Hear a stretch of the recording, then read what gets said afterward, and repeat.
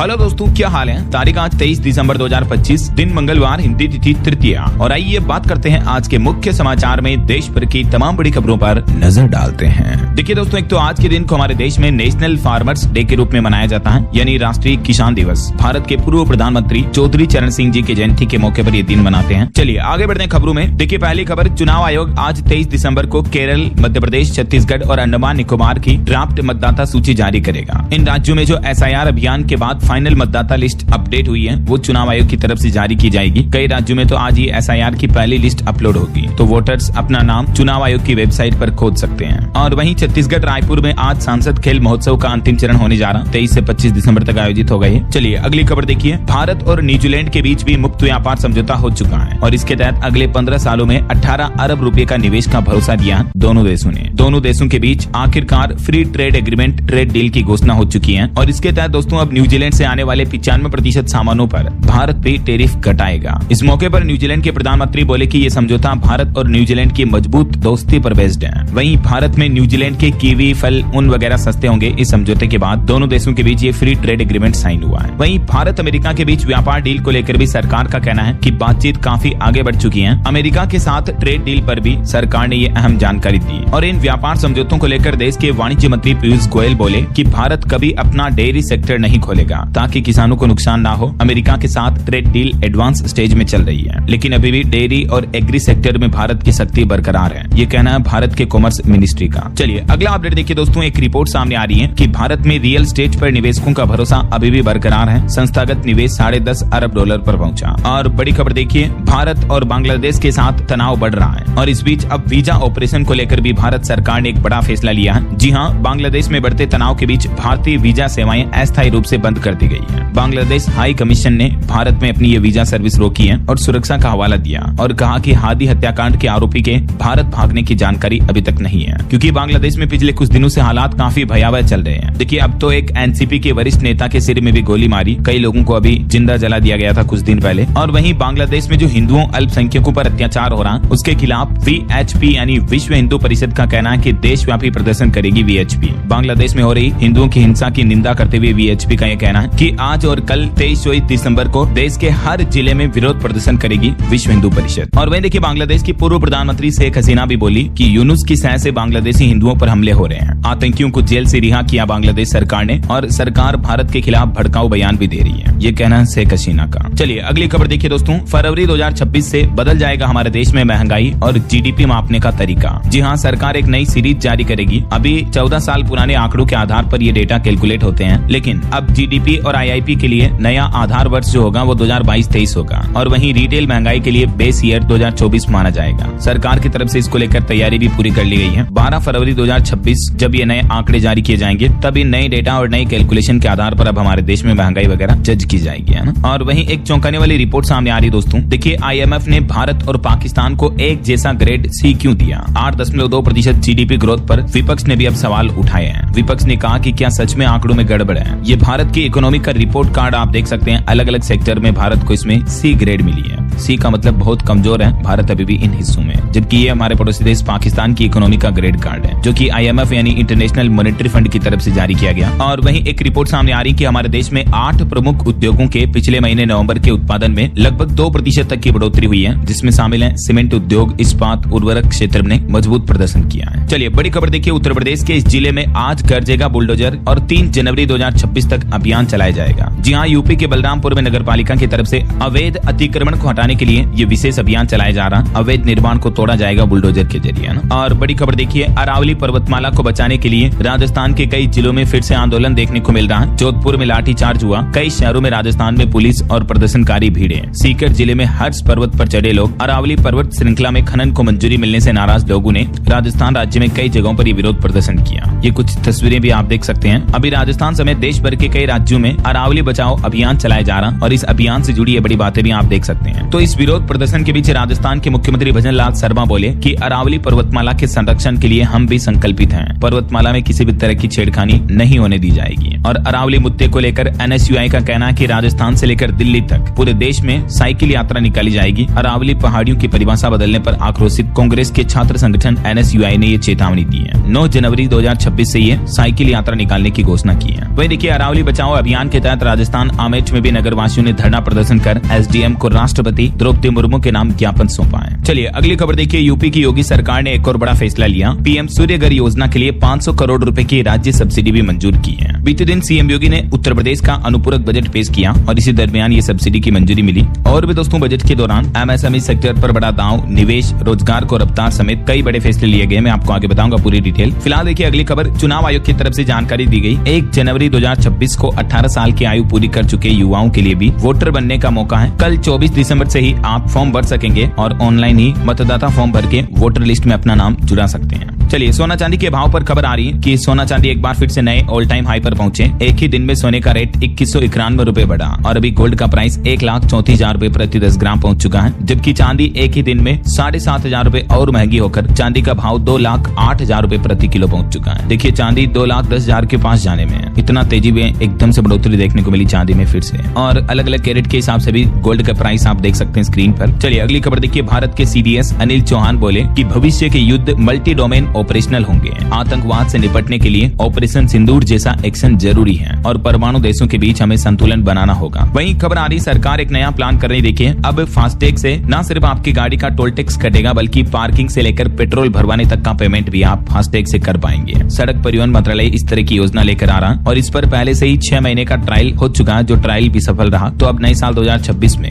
आपको FASTag multipurpose देखने को मिलेगा, यानी एक ही फास्टैग से अलग अलग तरीके की भुगतान आप कर पाएंगे। ये देख सकते हैं किन किन सुविधाओं के लिए फास्टैग का इस्तेमाल कर पाएंगे। टोल टैक्स के लिए पेट्रोल पंप पर, ईवी चार्जिंग स्टेशन पर, फूड आउटलेट, वाहन मेंटेनेंस, सिटी एंट्री चार्ज समेत यात्रा के दौरान अन्य सुविधाओं का भुगतान भी आप फास्टैग से कर सकेंगे जल्दी, है ना। चलिए अगली बड़ी खबर देखिए, चौंकाने वाली रिपोर्ट सामने आ रही है कि रूसी सेना में अब भी 50 भारतीय फंसे हुए हैं। यूक्रेन जंग में 26 भारतीयों की पहले से ही मौत हो चुकी है। रूस यूक्रेन युद्ध के दौरान भारतीय लोगों को जबरदस्ती वहां की सेना में भर्ती किया गया और 50 भारतीय लोग अभी भी फंसे हुए हैं। केंद्र सरकार की तरफ से खुद ये डेटा जानकारी दी गई। देखिए, एक और भारतीय युवक का मामला सामने आ रहा। यूक्रेनी सेना की कैद में है गुजरात का एक छात्र है। उसने वीडियो बनाकर भेजा और कहा कि ड्रग्स केस में फंसाकर मुझे रूसी सेना में जबरन भर्ती कराया गया और फिर उसे जंग पर भेजा गया, तो यूक्रेन की सेना ने उनको बंदी बना रखा। अभी ये गुजरात का एक स्टूडेंट है जो पढ़ाई करने के लिए गया था वहाँ। चलिए अगली खबर देखिए दोस्तों, बीते दिन एयर इंडिया के विमान में ट्रेजेडी देखने को मिली। एक इंजन हवा में बंद हो गया तो दूसरे इंजन से दिल्ली में इमरजेंसी लैंडिंग की गई। 335 यात्रियों को मुंबई ले जा रहा था ये विमान। वहीं खबर है 2000 साल पुरानी तकनीक का जहाज पोरबंदर से ओमान जाएगा। लकड़ी के तख्तों, नारियल की रस्सियों से इसको तैयार किया गया है, जो कि हवा के सहारे चलेगा। गुजरात के पोरबंदर से इस जहाज को ओमान भेजा जाएगा। इस रूट पर जाएगा, ये काफी लंबी दूरी है। और एक बड़ी दुख भरी खबर देखिए दोस्तों, पंजाब के पूर्व आईजी ने खुद को गोली मारी। अभी ये अस्पताल में भर्ती है, काफी सीरियस हालत चल रही है। और 12 पेज का इन्होंने एक खुद का नोट लिखा, जिसमें इन्होंने लिखा कि इनके साथ 8 करोड़ का ऑनलाइन फ्रॉड हुआ। वेल्थ इक्विटी एडवाइजर बताकर ठगों ने इनसे पैसे ठगे। शेयर मार्केट ट्रेडिंग में निवेश करने के नाम पर झांसा दिया और फर्जी प्रॉफिट बताकर इनके साथ कुछ इस तरह से ठगी हुई। आए दिन मैं आपको बताता रहता हूँ दोस्तों, इस तरह के साइबर क्राइम के मामले देखने को मिलते रहते हैं और लोग बाग इनकी ठगी में फंस जाते हैं, तो सावधान रहें आप। एक और घटना देखिए, ये गुजरात के अहमदाबाद में 2 करोड़ 21 लाख की ठगी से बचे 3 बुजुर्ग। और इनकी हालत ये थी कि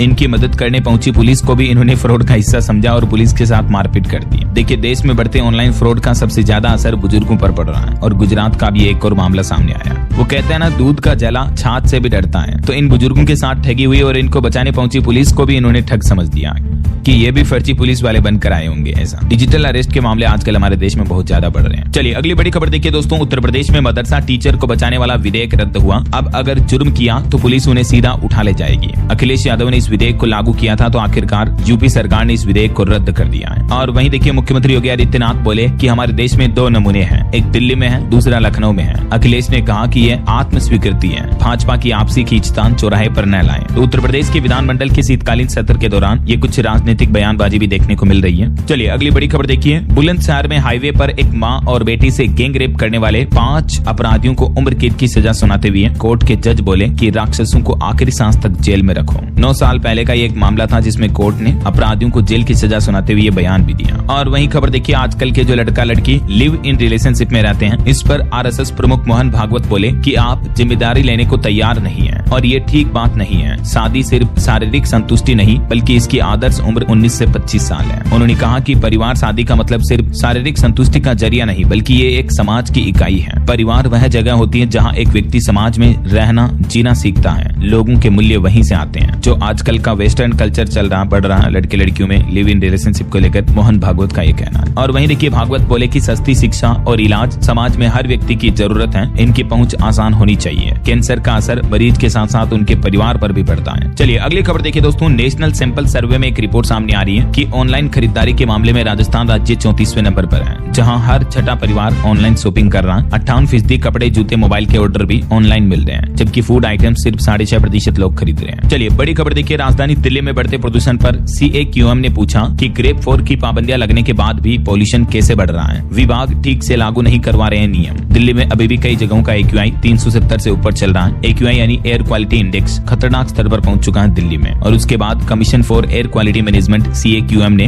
दिल्ली के सरकारी विभागों से सवाल किया और कहा कि ग्रेप 4 की इतनी कड़ी पाबंदियां लागू होने के बावजूद प्रदूषण आखिर कैसे बढ़ रहा है। ऐसा क्योंकि देखिए दोस्तों, दिल्ली में पोल्यूशन के हालात अभी भी इतने गंभीर चल रहे हैं कि सांस लेना भी मुश्किल हो रहा है। ये लगातार 7वां दिन है जब दिल्ली की हवा पूरी जहरीली बनी हुई है। और इस बढ़ते प्रदूषण के बीच देखिए, नई गाइडलाइंस भी जारी हुई ई-रिक्शा पर ओला उबर से पुलिंग शुरू कराने और प्रदूषण को लेकर बैठक में दिल्ली की मुख्यमंत्री रेखा गुप्ता ने कई बड़े फैसले लिए हैं। दिल्ली सचिवालय में मुख्यमंत्री की अध्यक्षता में ये प्रदूषण नियंत्रण पर महत्वपूर्ण बैठक हुई और इसमें एक तो PUC प्रमाण पत्र के बिना वाहनों पर चालान जारी रखने के निर्देश दिए और ओला उबर से पूल और शेयर बस सेवाएं शुरू करने पर भी विचार किया गया ताकि राजधानी में निजी वाहनों की संख्या कम से कम हो सके।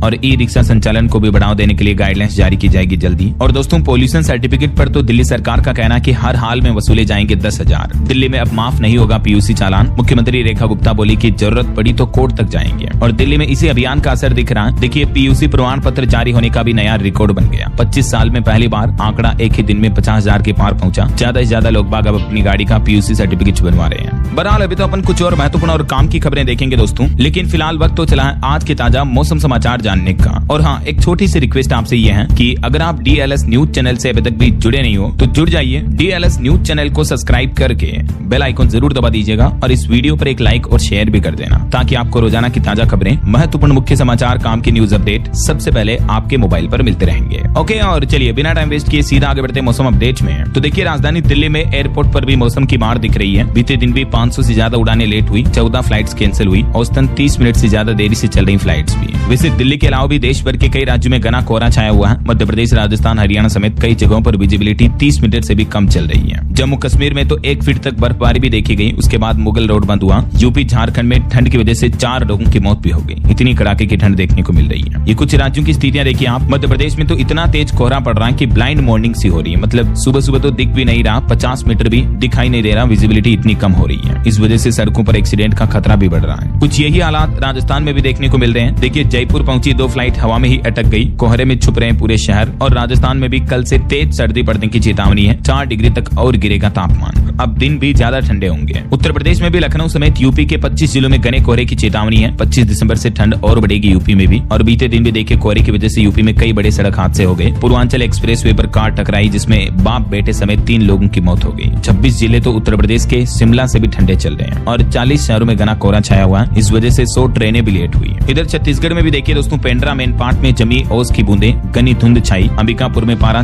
4.5 डिग्री के लगभग चल रहा है। तापमान में उतार चढ़ाव की वजह से मौसमी बीमारियां भी बढ़ रही हैं। हालांकि छत्तीसगढ़ में तो 3 दिन बाद राहत के आसार हैं, लेकिन फिर भी कड़ाके की ठंड और कोहरे का दोहरा असर देखने को मिल रहा है। इधर बिहार में ठंड के चलते 11 जिलों में स्कूल भी बंद पड़े हैं। बिहार के 5 जिलों का तापमान तो 10 डिग्री से भी नीचे चल रहा है और आने वाले दिनों में 3 डिग्री और गिरेगा पारा, यानी ठंड और बढ़ेगी। हरियाणा में भी कोहरे का कहर देखिए। करनाल में डिवाइडर भी नहीं दिख रहे, टकराकर बाइक सवार की मौत हो गई। रात्रिकालीन बसों की सेवाओं पर भी GM ने अब बैठक भी बुलाई है। पंजाब में भी अगले 6 दिन धुंध का अलर्ट है। जालंधर में ट्रक और 2 बसों की टक्कर हो गई कोहरे में। और पहाड़ी राज्य हिमाचल में देखिए, ऊंची चोटियों पर फ्रेश स्नोफॉल देखने को मिला है। किन्नौर, लाहौल स्पीति में बर्फीली हवाएं चल रही, बर्फ देखने पहुंच रहे हैं टूरिस्ट भी। कुल मिलाकर देश के कई हिस्से अभी ठंड की भयंकर चपेट में चल रहे हैं। ठंड, कोहरा और बर्फबारी से मौसम का मिजाज बदल रहा है। वहीं एक और बड़ी चेतावनी आ रही कि जलवायु संकट भी गहराता जा रहा दुनिया भर में। ये साल 2025 बन सकता है अब तक का दूसरा या तीसरा सबसे बड़ा गर्म साल। WMO की तरफ से भी चेतावनी जारी की गई। बाकी और भी दोस्तों अगले 24 घंटों के दौरान देश के किन किन राज्यों में कोहरा छाने की चेतावनी है, जिसकी जानकारी भी आप देख सकते हैं स्क्रीन पर। ओके, और चलिए मौसम के बाद अब अपन कुछ मार्केट अपडेट्स पर नजर डाल लेते हैं। देखिए बीते दिन भारतीय शेयर बाजार में अच्छी खासी तेजी देखने को मिली। सेंसेक्स 638 अंक चढ़कर 85,567 पर पहुंचा और निफ्टी भी 206 अंक की तेजी के साथ 26,172 पर बंद हुआ। निवेशकों के लिए खबर आ रही है आज से एक और IPO खुलने जा रहा है, जिसका प्राइस में 186 रुपए तय किया है। भाई काकाजी पॉलीमर्स का IPO आज ओपन होगा। और वहीं देखिए FSIB ने ब्रजेश कुमार सिंह को केनरा बैंक के नए MD और CEO पद के लिए चुना है। चलिए आगे बढ़ते खबरों में। देखिए सरकारी छुट्टियों पर अपडेट आ रहा कि सरकारी कर्मचारियों को 730 दिन चाइल्ड केयर लीव के रूप में मिलेंगे। अगर कोई सिंगल फादर है तो भी उन्हें मैटरनिटी लीव की तरह छुट्टियां मिलेगी।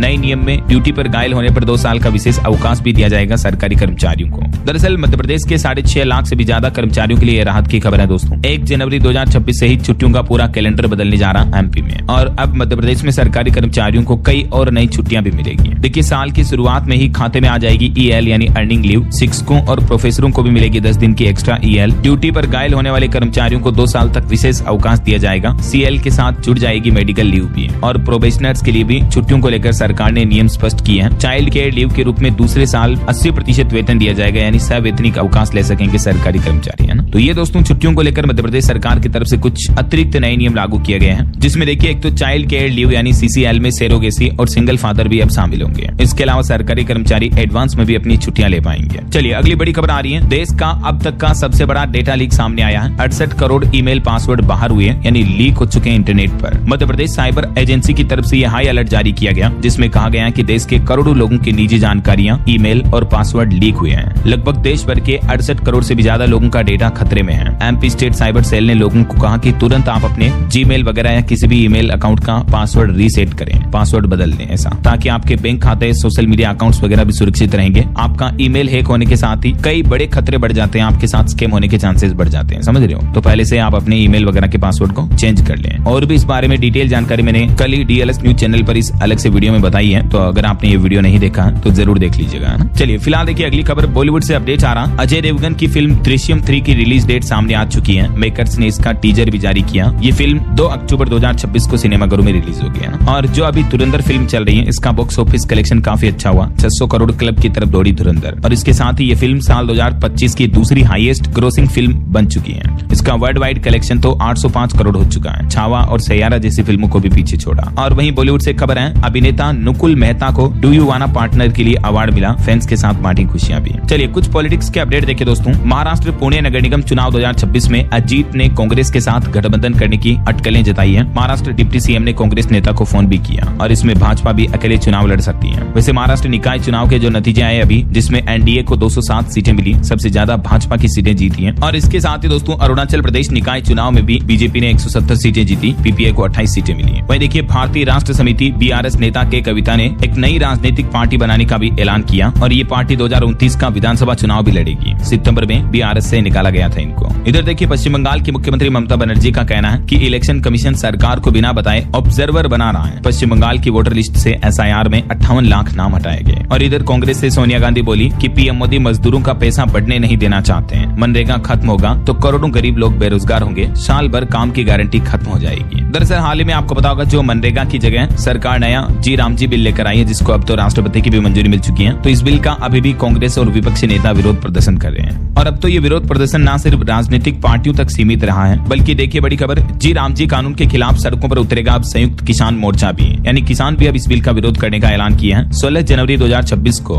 प्रतिरोध दिवस मनाने का ऐलान किया है संयुक्त किसान मोर्चा ने भी। और बड़ी खबर देखिए हरियाणा के फरीदाबाद की जो अल फलाह यूनिवर्सिटी का हाल ही में मामला सामने आया था, दिल्ली ब्लास्ट से जुड़े डॉक्टरों के इससे लिंक पाए गए, तो इस यूनिवर्सिटी पर अब शिकंजा कसने की तैयारी की जा रही है। विधानसभा में इसको लेकर बिल भी पास हो चुका है। 28 जनवरी को माइनॉरिटी कोटा पर भी सुनवाई होगी। वहीं खबर आ रही कि उत्तर प्रदेश में फिर से बढ़ सकती है चुनाव आयोग की SIR की समय सीमा। सपा मुस्लिम वोट बैंक मैनेजमेंट में भारी पड़ी, भाजपा की टेंशन बढ़ी। और वहीं देखिए इलेक्टोरल बॉन्ड्स पर भी एक चौंकाने वाली रिपोर्ट सामने आ रही है दोस्तों कि 9 चुनावी ट्रस्टों ने दिए 3811 करोड़ रुपए। पार्टियों को मिला 200% ज्यादा चंदा, जिसमें बीजेपी को 82% चंदा मिला है। तो ये रहे कुछ पॉलिटिक्स के अपडेट। और चलिए आगे बढ़ते खबरों में कुछ इंटरनेशनल न्यूज अपडेट देखे दोस्तों। द रॉयटर्स की रिपोर्ट सामने आ रही है कि लीबिया को 400 करोड़ डॉलर के हथियार बेचेगा हमारा पड़ोसी देश पाकिस्तान। वहीं खबर है अब सोशल मीडिया अकाउंट भी चेक किए जाएंगे जो H1B वीजा या H4 वीजा पर अमेरिका जाना चाहते हैं। तो ऐसे लोगों को ट्रम्प सरकार के नए नियमों से काफी परेशानी होगी, है ना। वहीं खबर है एप्स्टीन स्कैंडल मामले में भी फाइल्स में डोनाल्ड ट्रंप की फोटो फिर से ऑनलाइन अपलोड की गई। इसमें मेलानिया ट्रंप की तस्वीर भी शामिल है। और वहीं खबर आ रही कि अमेरिकी सेना के हमलों में 104 लोगों की मौत हो गई, 29 बोटें भी नष्ट हुई। अमेरिकी सेना ने ड्रग तस्करी रोकने के अभियान के तहत समुद्र में इन नावों पर यह हमला किया। और वहीं खबर देखिए, एक उपग्रह को कक्षा में स्थापित नहीं कर सका जापान का H3 रॉकेट। अमेरिकी निर्भरता खत्म करने की योजना को बड़ा झटका लगा है। और दोस्तों एक बड़ा अंतर्राष्ट्रीय हादसा हो गया इंडोनेशिया में। अनियंत्रित बस पलटने से 15 लोगों की मौत हो गई, कई लोग और घायल भी हो गए। चलिए आगे बढ़ते हैं अपन खबरों में। कुछ अपराध की दुनिया से जुड़ी खबरें देखे दोस्तों। नीले ड्रम से भी खौफनाक हत्याकांड का एक मामला सामने आया है।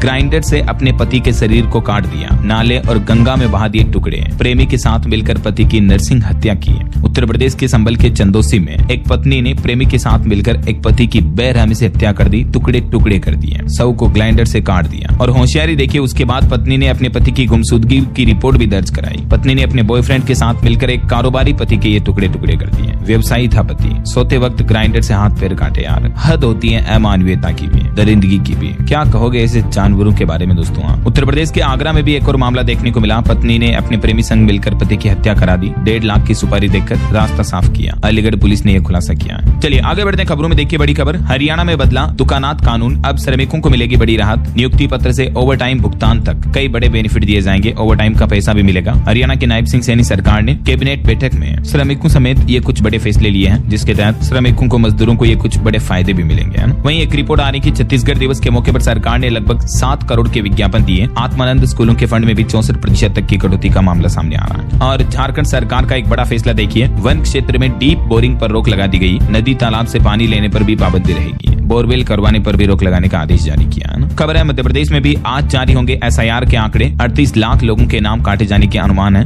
और दिल्ली की मुख्यमंत्री ने प्रदूषण को लेकर सभी संबंधित विभागों से भी जवाब मांगा है। बीते दिन मुख्यमंत्री रेखा गुप्ता की अध्यक्षता में एक कैबिनेट बैठक भी हुई। वहीं दोस्तों हरियाणा विधानसभा में वेतन भत्ता और पेंशन संशोधन विधेयक 2025 भी पास हो चुका है। इस विधेयक के बारे में और भी डिटेल जानकारी आप देख सकते हैं। वहीं हरियाणा में अब 23 जिले होंगे। हांसी को अलग जिला बनाने के लिए नोटिफिकेशन भी जारी हो चुका है। भारत के प्रधानमंत्री नरेंद्र मोदी ने फोन पर न्यूजीलैंड के PM से भी बातचीत की। इसी दरमियान दोनों देशों के बीच फ्री ट्रेड समझौते का भी ऐलान हुआ। मैंने आपको बताया था शुरुआत में, है ना। चलिए अगली खबर देखिए, उत्तर प्रदेश के मुख्यमंत्री योगी आदित्यनाथ ने कैबिनेट बैठक में कुछ बड़े फैसले लिए। देखिए पूर्वी यूपी के 7 जिलों को मिलाकर गठित होगा काशी विंध्य क्षेत्र। और इस क्षेत्र में कौन कौन से जिले शामिल होंगे, वो 7 जिलों के नाम और लिस्ट भी आप देख सकते हैं। वहीं देखिए उत्तर प्रदेश में 15,000 करोड़ का निवेश होगा। हल्दीराम स्नैक्स की भी यूनिट लगाई जाएगी। यूपी कैबिनेट में और भी कई महत्वपूर्ण फैसले लिए गए। इसके साथ ही उत्तर प्रदेश की विधानसभा में अनुपूरक बजट 2025-26 भी पेश हुआ। टोटल 24,497 करोड़ का बजट पेश किया योगी सरकार ने। सेहत, बिजली व उद्योगों के लिए भी 13,000 करोड़ रुपए बजट में रखे हैं। और भी इस बजट में अलग अलग क्षेत्रों के लिए सरकार ने कितना बजट तय किया है, इसकी जानकारी भी आप देख सकते हैं स्क्रीन पर। तो ये यूपी के अनुपूरक बजट की कुछ मुख्य बातें रही। और इस अनुपूरक बजट में OBC छात्रों के लिए भी 362 करोड़ रुपए दिए गए। दिव्यांग जनों का भी विशेष ख्याल रखा गया है। वहीं खबर आ रही दोस्तों, सीमेंट सेक्टर में अदानी ग्रुप ने एक बड़ा दांव खेला।